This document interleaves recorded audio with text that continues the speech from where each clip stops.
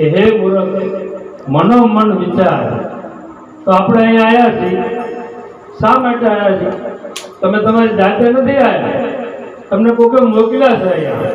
હે તો તમે ગાવા મતલબ શું કહેવાય? આવી સંસાર સુખ ભોગવ્યું, બાળ બચ્ચા પેદા કર્યા અને તમે ખાધું પીધું પાછા જતા રહ્યા, તો તમે આમાં કર્યું શું?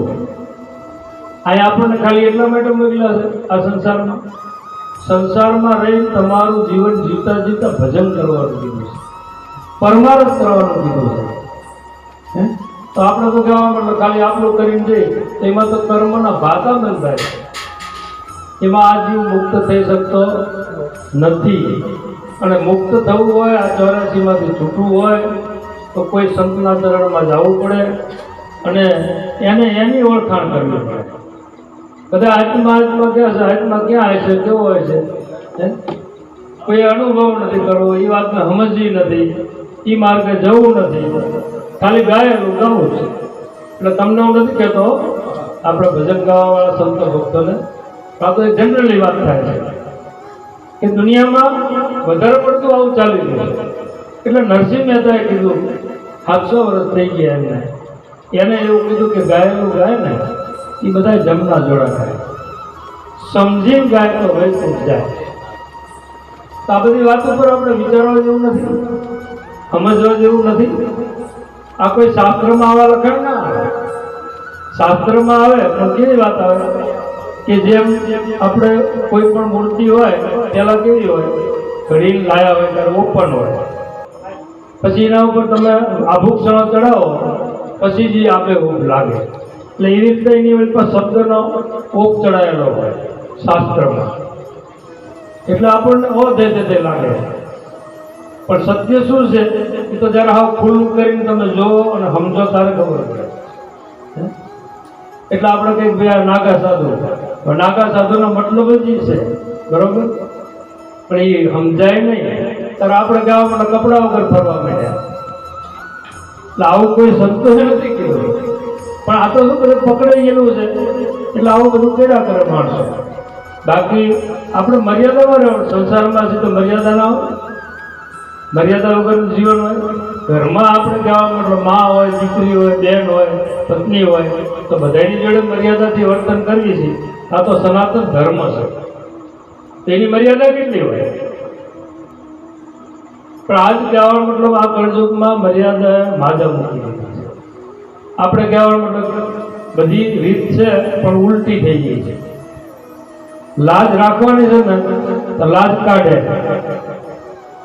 હવે આમાં આ અર્થ સમજાય ને એને સમજાય, બધાને સમજાય નહીં. તો આપણે કહેવામાં ઓલું જે પકડાઈ ગયેલું છે ને એ નથી છૂટતું.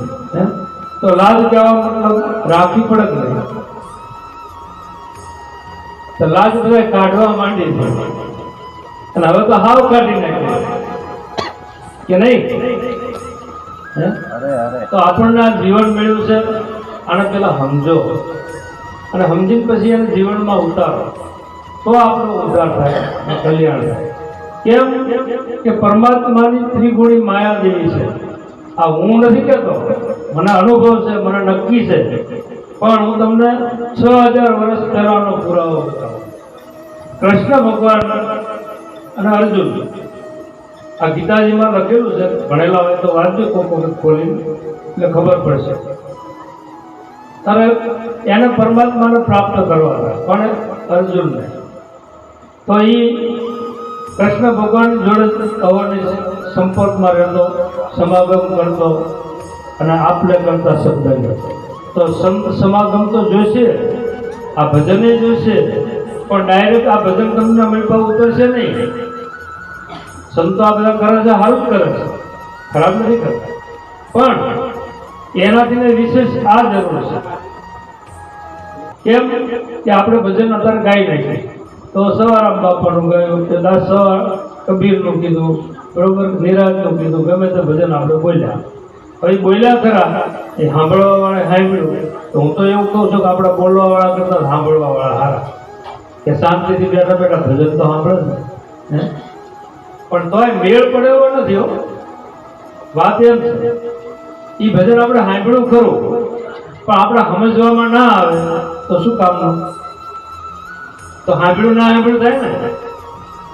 તમે આવી રીતે બધા ધંધાવાળા છો, ખેતીવાળા છો, ગમે તારા મહારાજ જેવાને ભરત બાપુને ગમે તેને બોલાવો આવે છે, અને તમને બે શબ્દ જો જીવનમાં ઉતરે નહીં અને એનું પરિવર્તન ના થાય તો આ ભજન ગાવું અને આ કરવું એ બેતર છે. આનો કોઈ મતલબ જ ના કહેવાય. અર્થ બી કરવો જોઈએ. તમે જે ભજન કરાવો છો, કરો છો, ગાવ છો, તો એનો કંઈક અર્થ તો હરવો જોઈએ ને, કે ભાઈ આપણે આ ગામમાં ગયા હતા, 2-5 સંતો ભક્તો કોક સુધર્યા કે હવરા માર્ગે વળ્યા. તો આપણી વાત જ એ છે ભજનની, કે તમે વિવેકમાં, વચનમાં, વર્તનમાં, આમાં બધામાં પરિવર્તન લાવો. આપણે આગળ નથી વધવું, આમાં નામાં પડી રહેવું છે. બધા એક જ પરમાત્માના સંતાન છે. તો બધાએ મારા બેટા જુદું જુદું કરી નાખ્યું કે ફલાણાનો હાલ, નોકરાનો હાલ, બરોબર. અરે બધાનો એક જ ભગવાન છે, એક જ રામ કો એક ઈશ્વર કોઈ છે. પણ આપણે છે ને ગાવા માટે આટીએ ચડી ગયા છે. હવે આટી ઉકેલવા વાળા ઉકેલે છે, પણ આપણે માનતા નથી, આપણે એને સમજવા તૈયાર નથી. તો પછી સંતો શું કરે? સંતો યુગે યુગ હોય.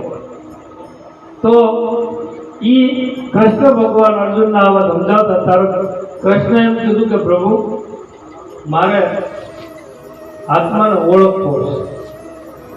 આ બધા સંતો કહે છે, આપણું શાસ્ત્ર કહે છે કે આત્મતત્વ જીના વગર સર્વ સાધના જૂઠી. શું કહે છે? આ નરસિંહ મહેતાનો શબ્દ કે આત્મતત્વ જીના વગર સર્વ સાધના જૂઠી. જપ કર, તપ કર, પૂર્ણ કર કે દાન. આ બધી વસ્તુને નિશ્ચિત કરી સાઈડમાં કરી અને આ આત્માની વાત કરી. હવે એ આત્માને આપણે ઓળખવા માટે, એ આત્માની અનુભૂતિ કરવા માટે ક્યાં જઈશું તો આપણો મેળ પડશે. એટલે સંતના ચરણમાં જવાનું કીધું છે. તો કૃષ્ણ ભગવાન અર્જુનને આ વાત સમજાવતા હતા કે પ્રભુ તમે મને આ વાત થોડીક વ્યાપકમાં આમ શબ્દથી સમજાવો. એટલે એને કીધું કે હું સર્વ જગ્યાએ છું. કૃષ્ણએ શું કીધું? કે હું સર્વ જગ્યાએ છું. પછી એવું કીધું કે સર્વ જગ્યાએ મારા હાથ, પગ ને મુખ છે, અને હું સર્વને વ્યાપી રહું છું. તો આમાં ના હોય, આમાં ના હોય, આમાં ના હોય તો તમે ગોતવા ક્યાં નીકળ્યા છો? ત્યાં મળે કે આમાં મળે? એટલે સંતોએ કીધું છે કે આત્મતત્વ જીના વગર બધી સાધના છે. આ મહાન પુરુષો કહી ગયા છે. વાણીમાં એ જ વાત કરે છે બધા સંતો, બીજી કોઈ વાત નથી. આત્માને ઓળખો અને રેણીમાં રહો અને વચનનું પાલન કરો, બરોબર. એટલે તમારે સુખ જ છે, કોઈ દિવસ દુઃખ આવે નહીં. આપણે દુઃખ જે આકારે આવી રહ્યા છે ને, એ તો કેવા આપણે અજ્ઞાનથી, ના સમજણથી કર્મ કર્યા હોય ને, એના દુઃખ સુખ ચાલે છે. પણ તમે જાગૃત થઈ જાઓ તો કહેવા મતલબ દુઃખ આવે જ નહીં. દુઃખ કોઈ ભગવાન કે કોઈ માતાજી આપતું જ નથી. અને એના હિસાબે આપણે આપણી ગાડી અવળા પાટે ચડી ગઈ. એટલે આપણે ક્યાંક જોવરાવા જઈએ, પછી છે કે ભૂવા બધા સાચા હોતા નથી, કોક કોક હોય, બરોબર. હવે આપણને કહેવાનું કે તારે આટલું આમ કરવું પડશે, એ કંઈ 5,000માં 10,000માં હોવી નાખે, બરોબર. પછી તોય મેળ ના પડે એટલે પાછા બીજે જઈએ કે ભાઈ અહીંયા નહીં કે ઓલા પણ સારો છે, અહીંયા જાય. હવે આવા તાંત્રિક ભૂવાને એમ કરીને આપણને બરબાદ કરી નાખે. ભૂવા કોક કોક જ સાચા હોય. હા, એટલે એમાં આપણી પરિસ્થિતિ સારી થાય કે ખરાબ થાય?